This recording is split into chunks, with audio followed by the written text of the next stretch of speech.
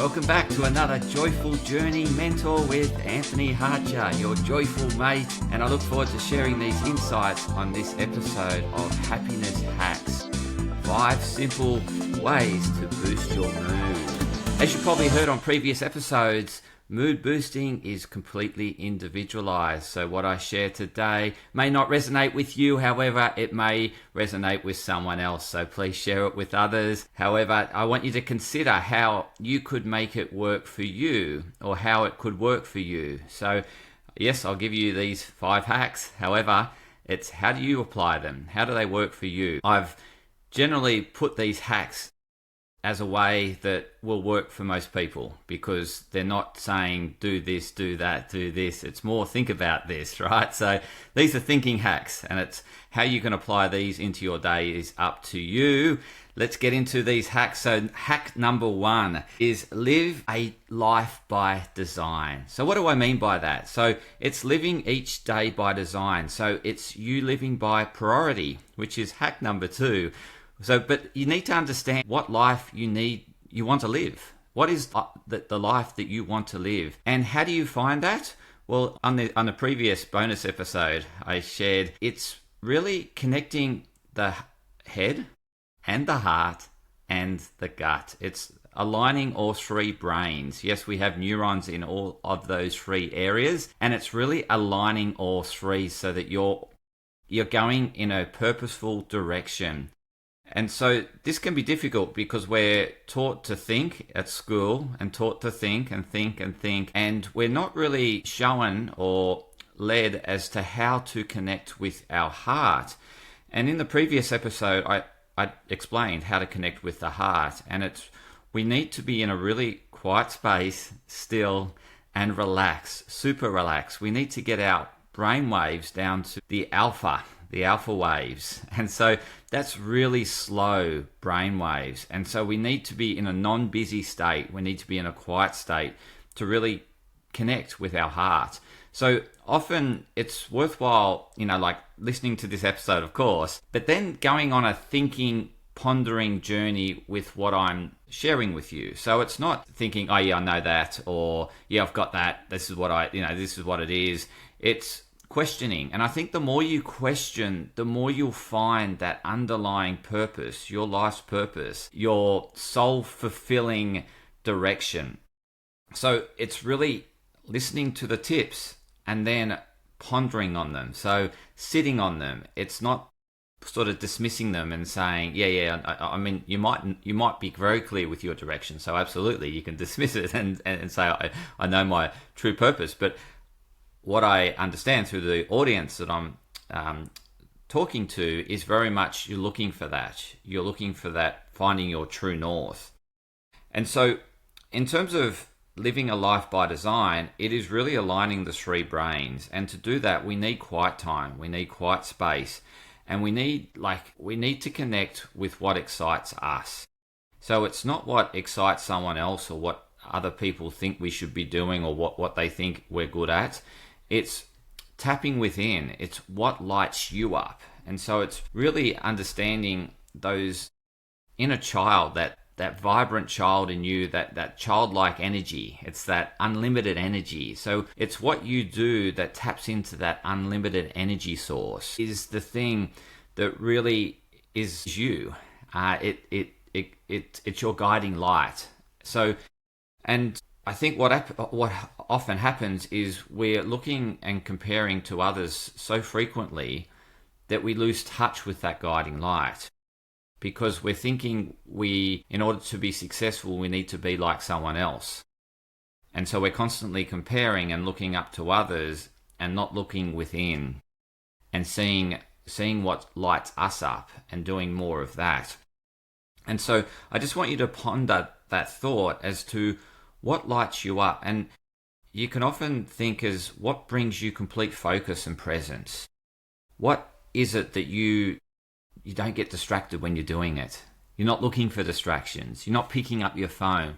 What is it that you're doing that really drives that focus, that clarity, that energy, and that feeling of connection, that feeling that you're doing something purposeful? What is that?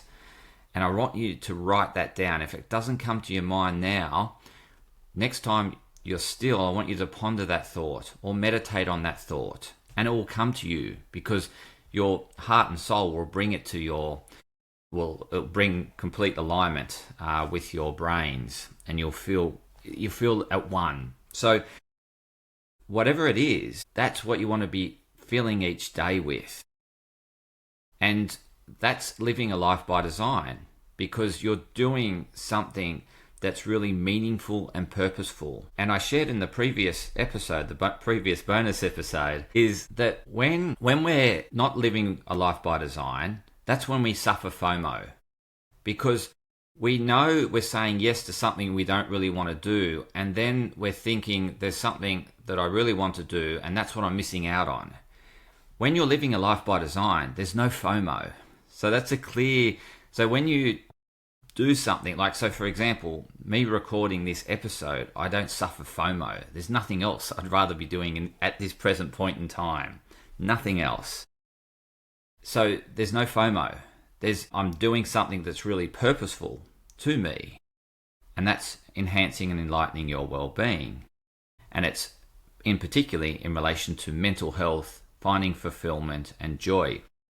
So I want you to think about the things that you do that you don't experience the FOMO feeling, that give you complete focus, fill you with energy. What are those things? And then you want to fill each day with those things because they're really important to you. And the more you live by priority, the less you get distracted, the more energy you experience, and the more happiness, fulfillment, and joy you'll experience in living a life by design. And so my next hack number 2, is filling each day and living by priority. It's not sort of saying yes to things that you don't want to do at all, because your day's filled with the things that you love. And there's nothing else that you want to have in that day if you're living by priority. And so it's filling each day, doing the things that inspire you, that bring you energy, that bring you focus, where you don't suffer FOMO.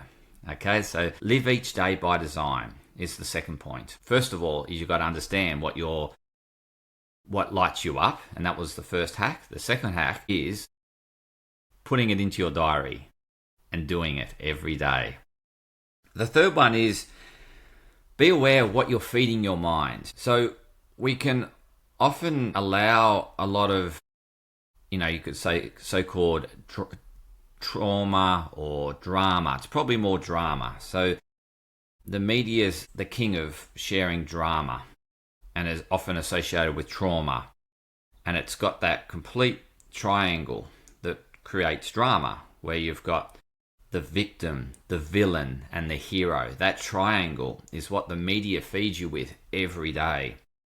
And what that does is drive us into our survival center, our amygdala, right? Those almond-shaped things in our brain, amygdala. And that's really around survival. It's oriented around survival. And so the media get you into survival mode so that you're looking to consume something to make you feel better. And that's by their ads, or that's continuing to watch their media to find out what happens next. And so they've got that strategy to keep you in your amygdala. Now, whilst you're in your amygdala, you'll struggle to experience happiness and joy, because when you're in that survival center of your brain, you're questioning life. You're thinking, am I going to survive? How can you experience happiness and joy when you're in that survival thinking? The only way you can really experience life-lasting fulfillment and joy is when you're out of your survival center. So don't allow the media or the drama of others to take you down into survival mode. So be really mindful as to what you're allowing into your brain. So, for example, don't just turn the TV on as a result of habit. You'll often feed your brain with a lot of drama, a lot of trauma, a lot of stuff that puts you in survival mode that ultimately makes you unhappy and feel unfulfilled, and that there's something missing and it's just not right. So what you want to do is orientate your environment so that you can maintain that bubble of joy and fulfillment. And the way you do that is be more mindful of what you allow into your mind. And so if there's people in your life that are constantly sharing drama, spend less time with them. If they don't make you feel like, if you don't feel great around them, spend less time around those people. If there's something that you watch or listen to that you don't feel great, that makes you feel uneasy, uncertain, unsettled, insecure, then do less of that. So really watch and protect what you put and allow into your brain, or allow into your senses that feed into your brain, that will affect how your brain operates and how your heart runs and your gut. So it will really affect your whole nervous system, is the environment that we allow into our space. So provide that protective space by doing less of the things that intrude on that space, that make you feel uneasy and unsettled. So that's point number 3. Be aware of what you're feeding the brain. And I guess an add-on to that is feed the brain with the things that bring you fulfillment. So do more of the things that fulfill you, and that's living a life by design and priority, and that is more fulfilling, and that will bring more joy and fulfillment and happiness into your life. The 4th one here is a real challenging one. I've got look for the hidden order. So I shared in a previous episode, life is what happens. And I came across that quote through my trip to Uganda, and my mum was sharing the John Lennon book that she read. And one of his quotes is, life is what happens. And often we project a fantasy view, or we have a fantasy of how life should be. And that sets us up, those unrealistic expectations sets us up for disappointment, for the lack of joy, for the lack of happiness. So when we allow people to be themselves, we allow the world to be itself and to do what it does, then we don't have these unrealistic expectations on other people or the world. And therefore we feel that we're not being disappointed. There's no disappointment. And so we often set ourselves up for disappointment when we have these unrealistic expectations on others to behave outside of who they are, and the world to do things that aren't idealistic. So the world's not idealistic. Idealism's fantasies. The world and people are all about maintaining this sense of balance. And so there's an opposite to me that's probably sharing opposite views to mine, right? And that's complete order. That's complete balance. And so I appeal to those that resonate with what I'm sharing, and someone else will appeal to other people that don't resonate with what I'm sharing, that resonate with the other person. And that's complete balance and complete order. So point number 4 is really around looking for the hidden order. So when you think something's unfair or someone's disappointed you, look at the benefit of what's happened to you and what is important to you. And then if you look at all areas of life, you will see that it served you, that there was some benefit. You didn't see it at the time. We judge it. We're too quick to judge. And that's that survival brain kicking in, because we judge really quickly and we look to see whether it's good or bad, and then we form that judgment. But it's got both. Everything's got both. It's got good and bad to it. So there's complete order to it. It's just the way we perceive it. So what you want to do is question your perception if you witness something that you perceive as disappointing or unfair, and look for the counterbalance. So I do that all the time. When I spent all day yesterday trying to figure out my camera on my computer and why it wasn't working. And I could have said, why does technology have to let me down, and why is it unfair? But then if I looked at it in perspective, I had the computer for 3 years. The first time I encountered this issue, and I wasn't grateful for the computer running as it should. You get what I mean? So we often take things for granted, and what the that breakdown in the computer made me grateful for the 3 years that I had where the camera was working, and I had one moment in those 3 years where it wasn't, and I could just focus on that one moment and say the computer's rubbish, and the whole I don't like the computer and all that sort of stuff, and really bad name the brand, for example. However, if you put it in perspective and see that it happens very infrequently, why dwell on that? And then how does that serve me? Well, I got better at understanding how to problem shoot with my computer. And so each time I have a computer problem, I get better at problem solving, and I can generally problem solve. I'm getting better at just solving technology problems just because of the experience that I experienced through having them. So I get better at solving them, and so that I get more educated in that space, and it is easier to resolve, and therefore I can quickly resolve issues, and they don't last as long, and I don't dwell on them as long, and I can focus on the things that I enjoy doing more. So so the big thing it really brought to me was appreciation for what the device has done for me for 3 years, and how I was able to get help access so quickly that day, which was yesterday. It was close to New Year's Eve, and the person was really good at what they do, and they helped me through it, and it was actually a nice experience. And the fact that I've got the camera working today, I'm sharing this with you, is awesome. So so often we can be just things can either teach us something. They can teach us something, if we haven't been grateful, they can teach us to be grateful for the way things, because often we get complacent with people and things that people do for us. And it's when they don't do it, it wakes you up to be grateful for the times where they help you. But you need the unhelpfulness in order to appreciate the helpfulness. So I hope that makes sense, because sometimes we can just have these expectations. Like I had this expectation that my computer should always work, the camera should always work, there should never be a software or firmware issue and all that. And that's unrealistic expectations, because as you know, with anything, over time, disorder prevails. So if you're not constantly putting work into your body and looking after your health, disease will arise. And that's a law, right? So if work constantly needs to be put in order to maintain order. So for example, if you want a clean house just doesn't appear. What happens is a house becomes disordered over time and requires work to bring order to it and then it goes to disorder again, then you've got to put work in. So unless we're constantly putting work in to something, such as maintenance or whatever it is, then disorder will prevail.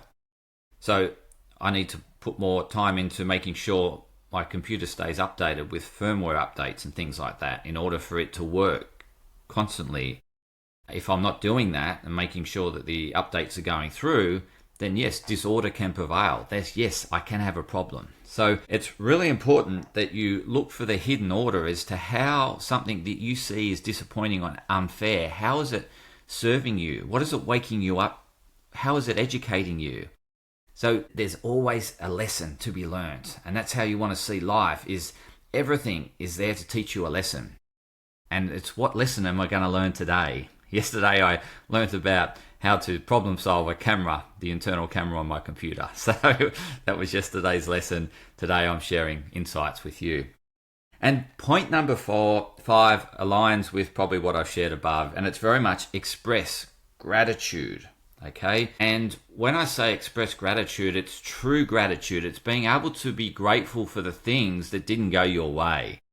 And that's point number 4, is see the hidden order in what's happened. So what did it teach you? What did you learn from it? What did it wake you up to? Did it wake you up to more appreciation? Did it give you more insight in terms of who that person is, and that they're not this superhero, they've also got a villain. We all have a hero and villain within us, right? We're completely balanced. We're not just a one-sided being. The world's not one-sided. There's two sides. There's complete balance. Yin and yang's always there. Yin within yang and yang within yin. It's in a dynamic, evolving state. And so is us. We're in this dynamic, evolving state. We're constantly growing, and things are there to teach us lessons to enable that evolution of us. And so express true gratitude. So there's things that will support you that are easily to express, because that person helped me. Oh yeah, thank you, right? That's ease gratitude. That's simple gratitude. But real gratitude, true gratitude, is being able to say thank you for the things that you've found challenging, difficult, unfair, disappointing. That's true gratitude, to be able to thank those things. And the way you can thank those things is, as I shared before in point number 4, look for the lessons. What did it teach you? What did it wake you up to? What did you learn? What insights did you gain? Did you learn something else about that person? Did you learn something else about the world? Did you, what did it teach you? So recently there's been some news about a horrific airplane, horrific, that's what the media labeled it as, crash, right? And then you think about how many times you've been on an airplane and how you take it for granted that that plane flew you safely from A to B, when accidents can happen. Birds can fly into engines anytime.